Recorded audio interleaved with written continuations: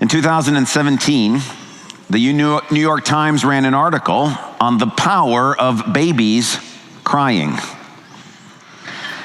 And in that article, they cited a number of scientific studies. One of them, and I'm not sure I approve of this study, but they still cited it. What they did is researchers took away the ability from baby mice to be able to vocalize their crying. And what they found is that when there was no crying, the parents ignored the baby mice and they died. In another study, they projected through a speaker the sound of a baby fawn crying. And they noticed that does immediately would run to the speaker to try to give comfort when they heard crying. The more interesting thing I thought in that study was they also played sounds of other animal species, their babies crying, and the deer ran to the speaker just the same, trying to bring comfort in the midst of crying. In a third study, they found that the sound of a human baby crying activates the action-oriented part of a human being in a way that nothing else does, even when it's not your own baby. Now that baby you hear, that's a recording. We did that to sort of prove the point. It's because these things in nature, I think, are a reminder from God. If mice hear the crying of their babies, if deer are attentive to the cries of any kind of baby animal, if humans are uniquely attuned to the cry of a child, how much more does God hear our cries? How much more does God pay attention when we cry? This morning, I don't know why you may be sad. I don't know why you may be prone to crying. I don't know what's going on in your life this week or this month or this year that moves you to tears. But this morning we want to look at a passage of Scripture and see some different reasons why we might be crying, and then hear how God responds to us in our tears. So if you would you take a Bible and turn to the book of Genesis, chapter 21. Genesis chapter 21. It's page 15 in the church Bibles. Let me say, we had to play a recording of a baby crying because I really wanted just a baby to be crying, but you can never guarantee if that's going to happen at the right time. So let me just say this as a side note. If you have a baby in this service and that baby starts crying, that is fantastic. Thank you for bringing your child here. And the idea that you are willing to bring a child to God's sanctuary, to experience God's presence, even before they're able to articulate anything, that is a beautiful and wonderful thing. And so if there are real babies that cry during this sermon, praise the Lord and thank God for that. Genesis 21, we've been going through a series in the book of Genesis, and we've been following, especially over the last several months, the narrative of the story with Abraham. Starting in Genesis 12, we hear that God calls Abraham and wants to bless him and use him to bless the whole world. Well, when we get to Genesis 21, we have what we would consider a high point in the narrative. This baby Isaac that we have been waiting for, this promised miraculous child arrives. This 100-year-old man and this 90-year-old woman give birth to a miracle baby. In fact, not since the birth of Cain in Genesis 4 has God said to be so involved in the birth of a child. And in Genesis 21, this long-awaited baby, the one through whom the promises to Abraham are going to be fulfilled, is born. And the first part of Genesis 21 is the story of the birth of Isaac. The last part of Genesis 21 is also very important for Abraham's story. It's about how God is not only fulfilling his promise to give Abraham descendants, that's the first part of Genesis 21, it's also about God giving Abraham the land. And in the second part of the last part of Genesis 21, we begin to see how God is fulfilling his promises to Abraham with regards to the land. But as wonderful as the first section of Genesis 21 is, and as wonderful and important as the last section of Genesis 21, when you hear a baby crying, your attention is drawn to that. And our focus this morning is not on the birth of Isaac or God fulfilling his promises, thanks be to God, to Abraham with the land. It's on this middle section in verses 8 to 21, where we get to hear the cries of those who are in pain and those who are in suffering. And my sense from the Lord is that's where our focus is supposed to be today.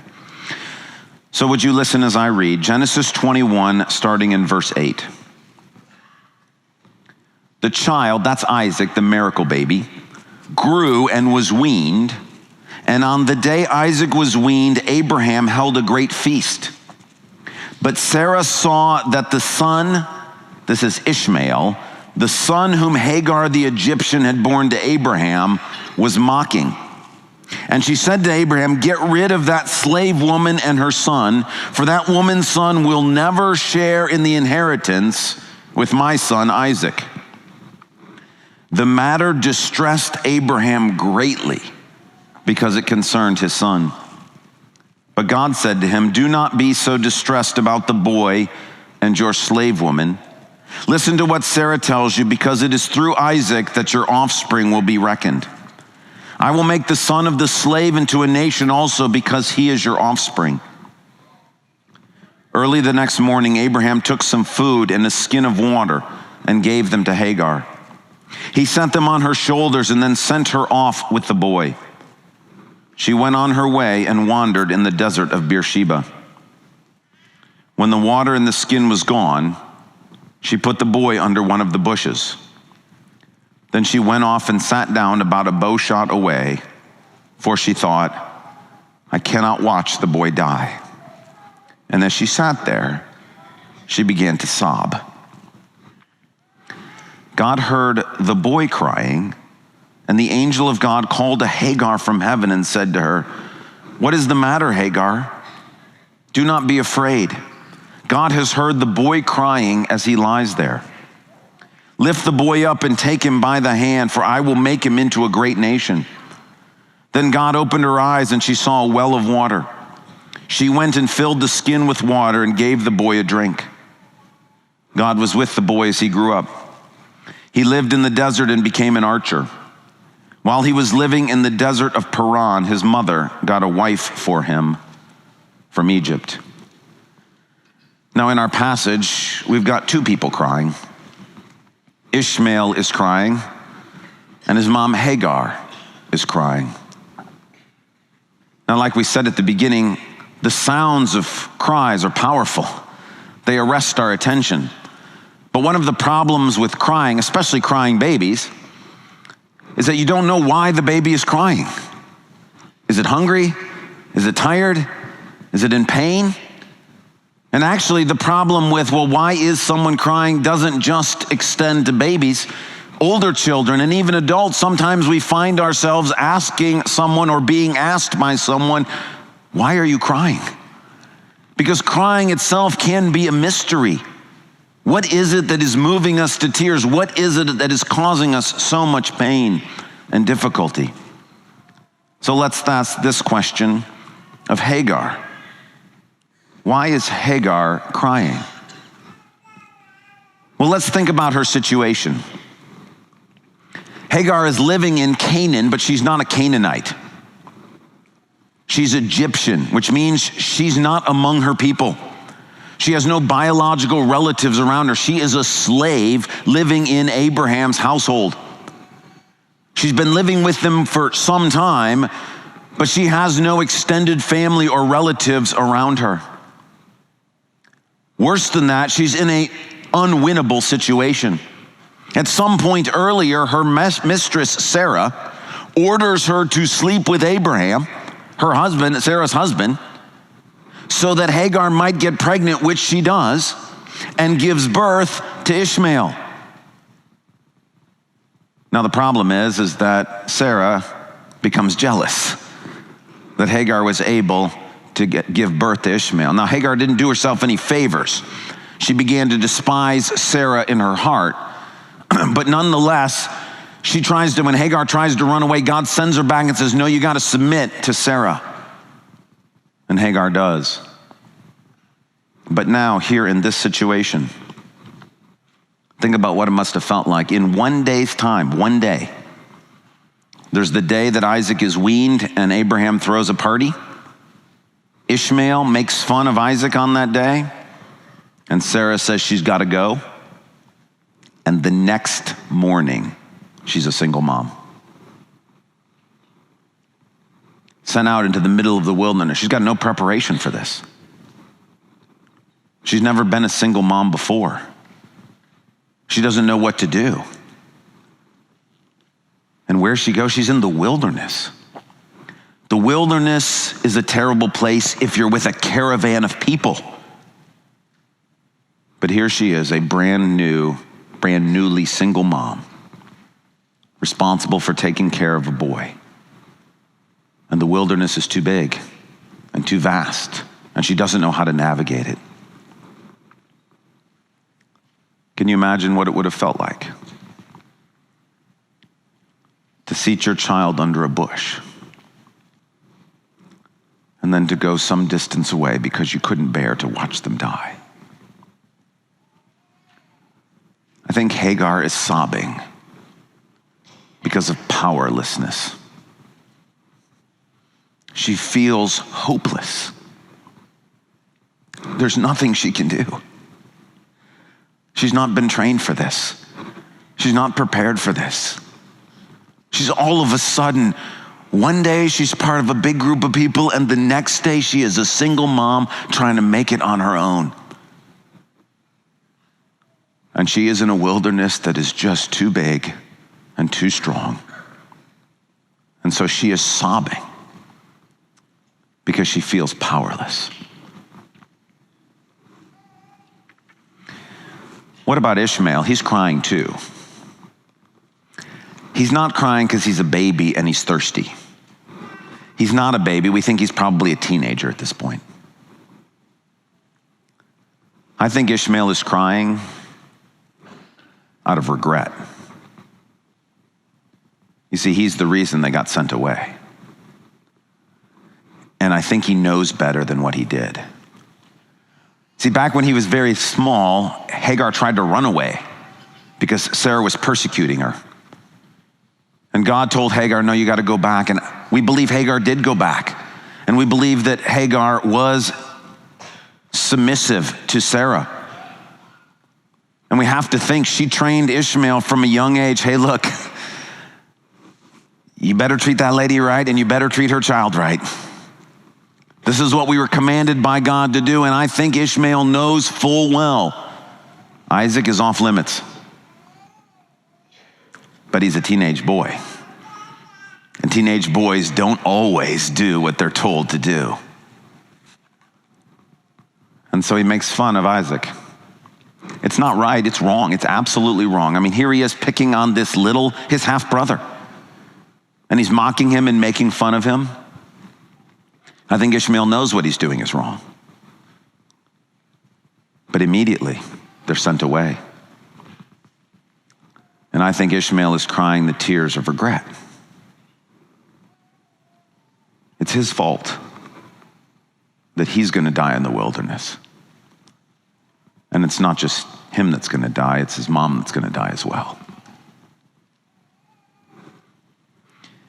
I actually think that Hagar and Ishmael are probably also crying for another reason.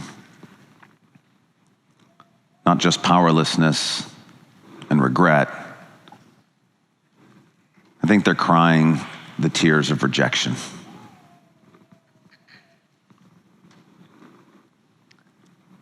Isaac is a miracle baby. There's nothing Ishmael will ever do that will cause him to live up to miracle baby. I have to imagine that everybody wants to talk about Isaac. I got to imagine that a 100-year-old man and a 90-year-old woman giving birth to a baby, this is the conversation, the fulfillment of God right here as a child. I'm guessing that Ishmael is making fun of Isaac out of jealousy. He didn't ask to be born into a family with a miracle baby.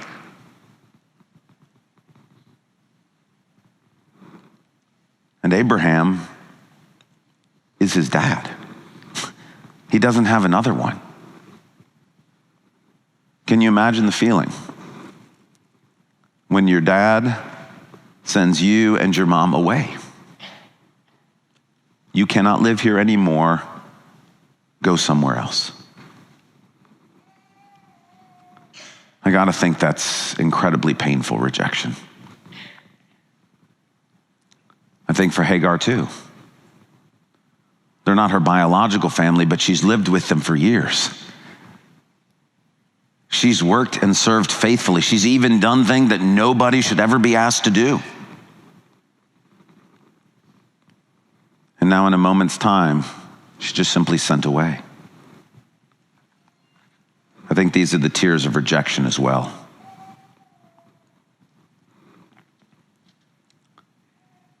There's one more person that I think is crying in this story. It doesn't explicitly say it, but it does say that Abraham is distressed. It's the word for being in misery. And it's another reason why we might be crying. I think Abraham is crying because of loss. This is his son. He loves Ishmael. But as best we can tell, this is the last time he ever sees Ishmael again. Until one little note all the way at the end of his life. After Abraham dies, do you know who buries him? Isaac and Ishmael. Which tells you the kind of impact Abraham must have had on this boy for his first 13, 14, 15, 16 years of life. Abraham's not an absentee father. He's not an abusive father. He loves this child. And then he's got to send him away. And I hear in Abraham's distress the tears of loss. And so the question for you and the question for me, why are you crying today? Is it a feeling of powerlessness? Are you just overwhelmed at how hard life is? Are things in this world just too difficult? Is there a sense that student debt is just absolutely crushing you? Or the financial situation as inflation ramps up, you can't find a way to make it work? Is there a sense in which the wilderness just feels too big or the world too full of evil? That when you turn on the news, when you read what's going on, you feel this sense of hopelessness? Are you crying today because you desperately want to make something happen and you simply don't have the power to do it? Or maybe you're crying this morning out of regret. Maybe your life's a mess and you're partly to blame. Maybe you've made choices and are now reaping the consequences for those choices, consequences you thought were never going to show up, that were always going to be in the future. And maybe now suddenly you're experiencing regret. And your tears before you got here this morning or earlier this week were, how in the world did I ever do this? Why did I make those choices? Or maybe you have the tears of rejection today. Maybe somebody who's supposed to love you has chosen not to. Maybe somebody who vowed to love you is no longer doing that. Maybe somebody you love has chosen to love somebody else instead. Or maybe you're crying the tears of loss. There's somebody that you desperately love that's no longer part of your life. There's someone that you would love to talk to again, but you can't this side of heaven. There's somebody that you sent off to college or moved to another city, or some season of life in which you no longer have what you used to have, and you feel the tears of loss. There's lots of reasons why we might cry. But this morning, in our tears, whatever the reason may be, I want to share with you some thoughts of how does God respond when we're honest enough to shed tears in his presence. 3 thoughts from this passage. The first is in verse 17. God heard, and then who does he hear crying? The boy. God heard the boy crying. And the angel of God called to Hagar from heaven and said to her, "What is the matter, Hagar? Do not be afraid. God has heard," who crying? The boy crying as he lies there. In the British monarchy, they have a sort of a statement or a saying that is half joking, but also super mean. When there are 2 people who are born who are in line for the crown, they will refer to them as the heir and the spare. It's half joking, but it's super mean. What it's essentially saying is, look, we only need 1 person to inherit the crown. We've got 2. We've got 1, and then we've got a spare. I want to let you know, God does not feel that way about Ishmael. It's very easy to read the story of Genesis and think that it's just sort of a story. And God's going to bless the whole world, and so he picks Abraham, and Abraham needs a child, and it turns out, no, it's not really Lot. It's not Eliezer of Damascus. It's not Ishmael. It's Isaac. Okay, Isaac's born. Let's get on with the story. That is not how God feels about Ishmael. How does God respond to Ishmael's tears? It's the boy he hears crying. He loves him. This is not a narrative. He's not some sort of side character that goes out of focus. He's not some sort of extra in the movie that we kill off and we get on with whatever the superhero is going to do. This person is important to God. And so are you. If Satan has in any way given you the sense that you don't matter, that the story would be better off without you, that if you just went off in the wilderness and were never heard from again, that everyone would be happier, please, please, please hear that that is a lie from Satan. God does not feel that way about you. He loves Ishmael as much as he loves Isaac, as much as he loves Abraham, as much as he loves anyone, and God loves you that much. His ears are attentive to your cries. He sees your tears. And one of the reasons God lets us cry is so that we might know this truth for real. You are not an auxiliary character. You are not a secondary person in some big scheme that God is doing. The God in heaven sees you, and he knows you, and he loves you, and you matter to him. The second way God responds to our tears. Verse 19. Then God opened whose eyes? Her eyes, Hagar's eyes, and she saw a well of water. So she went and filled the skin with water and gave the boy a drink. How does God respond to our tears? He provides. Now, what I think is really powerful about what happens here, who's the person who's dying of thirst? Ishmael. Who does God give the water to? Hagar. Because there's two people crying, and they have two very different needs. Ishmael needs water. Hagar needs help being a mom. And so God gives the water to Hagar so she can give it to Ishmael. God provides for Ishmael because he's going to die without the water, and God knows it, and he loves him, so he gives him water to drink. But Hagar is crying in her powerlessness. She's a mom. It's her job to take care of her son, and she cannot do it. And in her tears of futility, God gives her the resources so she can give them to him. What a kind God. What a great God. He's not just here making problems go away. He's providing love and care for everybody who's in need. Even Abraham. How does God meet Abraham's needs? Abraham desperately wants to see Ishmael and Hagar taken care of, and he can't.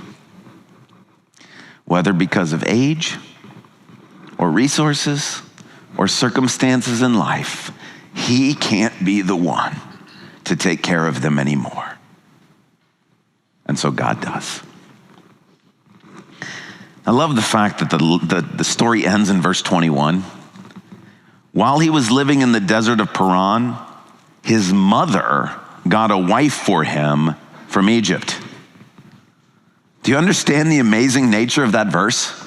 This is not something women did at this time. This was the dad's job.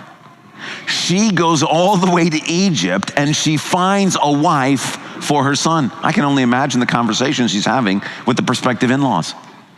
Yes, I will be taking your daughter back to the wilderness to marry my son living in the wilderness. I think, what a remarkable single mom. And I think, what a kind God. Abraham wasn't there to do it. Hagar in her own power couldn't have made it happen. But God saw her tears and provided not just the water, but enabled her to be a fantastic mom for her son. The third and final way that God responds to our tears, verse 20. God was with the boy as he grew up. God was with the boy. This is actually the first time in the Bible that God is ever said to be with someone. Now, God being with us is a super big and important theme in the Bible. In fact, I would argue it's the most important theme in the Bible. All of the Bible is headed toward Revelation 21, which says this: look, God's dwelling place is now among the people, and he will dwell, what? With them. They will be his people, and God himself will be with them and be their God. And what happens when God is with us? He will wipe every tear from their eyes. There will be no more death or mourning or crying or pain. This is where all of history is headed, towards us finally being with God. And when we are with God, then God himself will wipe the tears from our eyes. Now you may think, great, sometime in the distant future, the tears will be gone. But what about today? What about the sadness that I feel right now? What about the sorrow and the loss and the longing that I'm experiencing here? Well, when I say that God with us is the big theme of the Bible, it's because it comes to fulfillment in the person of Jesus, who is named Emmanuel, which literally means God with us. And while we are looking forward to Revelation 21, I think God did something really, really cool. Is that God revealed something to us when he came to be with us. And he made sure we would remember it because he put it in the shortest verse in the English Bible. Jesus wept. Now, there weren't any verses when John originally wrote that, but I think the Lord made sure that when we put verses in the Bible, that this one ended up being the shortest. So that whenever there's a trivia question or ever there's a remembrance, we would remember this thing because God wants us to know that Jesus came to be with us so that he could cry with us. And even though this is the story of Lazarus dying, even though Jesus knows the future is good, he's going to raise Lazarus from the dead. He knows how the story turns out. He still cries. Why? Because he's crying with us. Because he feels our pain. He knows our suffering. He knows our sorrow. Revelation 21 is pure joy. But there are still tears now. And the kindest, most loving thing that God does for us in our tears now is he comes to be with us. That he cries alongside of us. And that God may bring to you a friend this week to cry with you. That God might bring a stranger who doesn't even know your situation to express something to you that you can empathize with and you can relate to. That God might make sure to have a loved one come to walk alongside with you in whatever you're going through. Or Jesus himself might meet you in that dark and lonely place when all you can do is cry. And he'll be with you to cry with you and to love you and to tell you you will never be alone. So here's what we're going to do this morning. We're going to spend some time crying. You may be all cried out from the week. That's fine. You can cry silently inside. You may not have something immediately on your mind that you feel like crying about. You can cry for others around you. You can pray for others around you. But we want to just give you a little bit of space. Think about, what is it? Is it powerlessness? Are you feeling hopeless? Is there a sense of medical stuff that you just cannot conquer? Are there situations in life that are too much for you? Is it regret? Is there something you desperately wish you could undo? Is it rejection? Are you feeling cast out, alone, betrayed? Is it loss? God will see your tears. And so we want to give you a chance to simply cry them.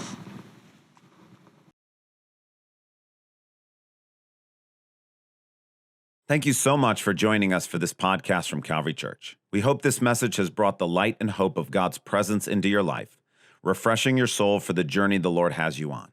If you have a spiritual need or would like to connect further with the work God is doing through Calvary Church, seek us out online at calvarygr.org. On our website, you can also find an archive of previous messages from this series. Thanks for listening.